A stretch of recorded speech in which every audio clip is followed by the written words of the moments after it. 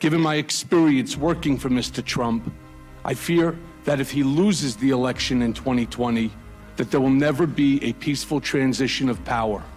Can you imagine if I lost to him? I'd have to do that. Boys, stand back and stand by. Win, lose, or draw in this election, will you commit here today for a peaceful transferal of power after the election? Well, we're going to have to see what happens. You know that I've been complaining very strongly about the ballots, and the ballots are a disaster. There's a peaceful transferal of power. We want to get rid of the ballots, and we'll have a very peaceful. There won't be a transfer, frankly. There'll be a continuation. The ballots are out of control. At times, at Mr. Trump's behest, I blindly followed his demands. My loyalty to Mr. Trump has cost me everything. My family's happiness, friendships, my law license, my company, my livelihood, my honor, my reputation, and soon my freedom. And I will not sit back, say nothing, and allow him to do the same to the country. Indeed, given my experience working for Mr. Trump, I fear that if he loses the election in 2020, that there will never be a peaceful transition of power. 4 more years, and then after that, we'll go for another 4 years because, you know what, they spied on my campaign. We should get a redo of 4 years because the only way we're going to lose this election is if the election is rigged. Remember that. It's the only way we're going to lose this election. Your campaign this time around, if foreigners, if Russia, if China, if someone else offers you information on an opponent, should they accept it or should they call the FBI? I think maybe you do both. I think you might want to listen. There's nothing wrong with listening. If somebody called from a country, Norway, we have information on your opponent.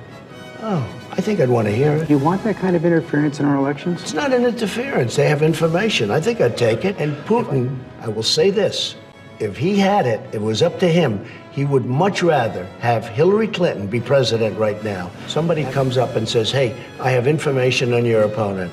Do you call the FBI? If it's coming from Russia, you do? I've seen a lot of things over my life. I don't think in my whole life I've ever called the FBI. This is somebody, let me call the FBI. Give me a break. Life doesn't work that way. 12 more years. We caught them doing some really bad things in 2016. Let's see what happens. We caught them. This is the greatest scam in the history of politics. I'm talking about beyond our nation. What they're doing is using COVID to steal an election.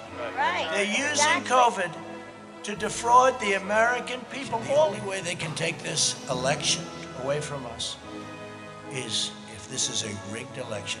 Hey, he's the head of a country, and I mean, he is the strong head.